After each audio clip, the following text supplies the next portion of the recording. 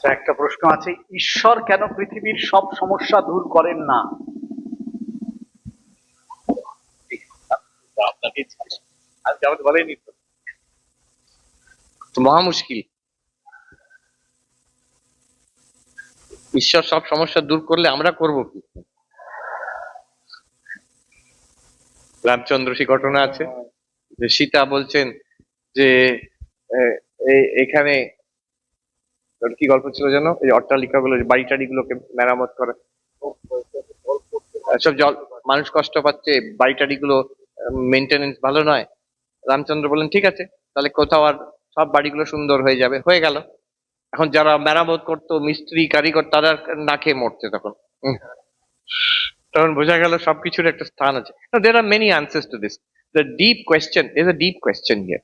Deep question is, ঈশ্বর যদি আছেন তাহলে এত দুঃখ কেন জগৎ? This is the real question. সমস্যা কেন এত জগতে যদি সত্যি ঈশ্বর থাকেন? ইন ফিলসফি, থিওলজিতে এটাকে বলে প্রবলেম অফ ইভিল।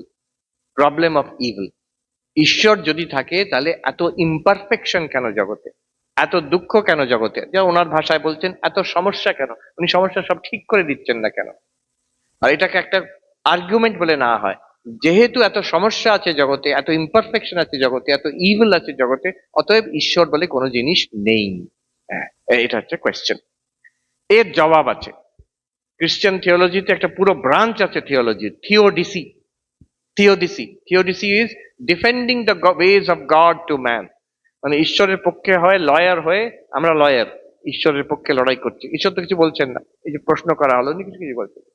তো অতএব তাকে বাঁচাতে হবে, ঈশ্বরকে বাঁচাতে হবে, তার দায় পড়লো আমাদের ওপরে, ঈশ্বরের পক্ষে হয় বলতে হবে। তো তখন যে আর্গুমেন্ট গুলো আমরা দিচ্ছি সেগুলো হচ্ছে, তো একজন Arthur Herman professor of philosophy, Hawaii ইউনিভার্সিটিতে ছিলেন। তিনি একটা বই লিখেছিলেন, problem of evil in Indian philosophy, in Indian thought. তাতে এই প্রশ্নের জবাব, 24টা জবাব দিয়েছেন, 24 আনসার্স উনি কালেক্ট করেছেন from different religions, philosophies and literature of the world. 24 answers, অনেক রকম তার জবাব আছে। কেমন কেমন যদি দু একটা স্যাম্পল দিই। কেন দুঃখ কষ্ট আছে জগতে? উনি বলছেন যে ক্যারেক্টার বিল্ডিং, যে এই দুঃখ কষ্ট না হলে আমরা তৈরি হব না, আমরা এগোতে পারবো না, আমাদের আমরা মানুষ হব না। এটা এক রকমের আনসার। এর বিরুদ্ধে সঙ্গে সঙ্গে আপনার 10টা আর্গুমেন্ট দাঁড় করাতে পারেন। আরো আছে যে যে this is the best of all possible world. এটা ছাড়া যদি আরেকটা জগৎ করতে হয়, পারফেক্ট করতে গেলে এটা থেকেও খারাপ হয়ে যাবে, যেটা রামচন্দ্র দেখালেন সীতাকে ওই ঘটনাটাতে। So this is the best of all possible world, এটাই এরকম একটা আর্গুমেন্ট। এরকম 24টা আছে বিভিন্ন, এগুলো প্রত্যেকটা একটা করে well developed stream of thought. আমাদের যেটা প্রধান ভারতবর্ষে, কর্মবাদ। কর্মবাদ হচ্ছে everything here is ruled by cause and effect, good good, bad bad, and none escape the law, whosoever wears the form wears the chain two.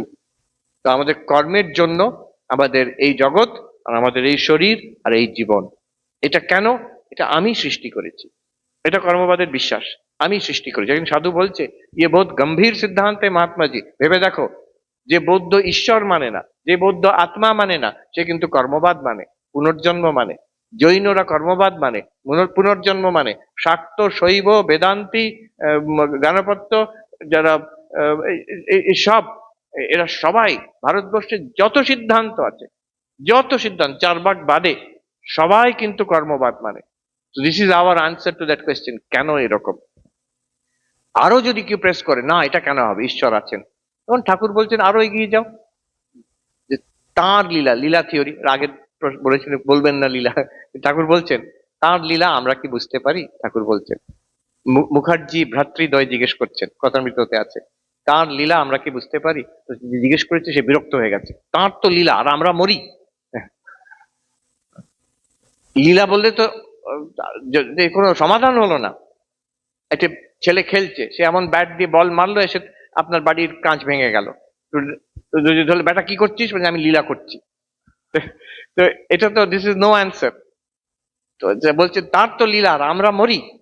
তখন ঠাকুরের যে জবাবটা, থান্ডারবোল্ট, থান্ডারবোল্ট। উনি বলছেন, আর তুমি কে হে? হু আর ইউ? এইটা যদি বিচার করো, তখন দেখবে এটা তোমারই লীলা, আমরা নিজেকে জানি না। না জেনে বলছি ঈশ্বর এটা করছেন। তো এইরকম বিভিন্ন স্তরে আনসার আছে।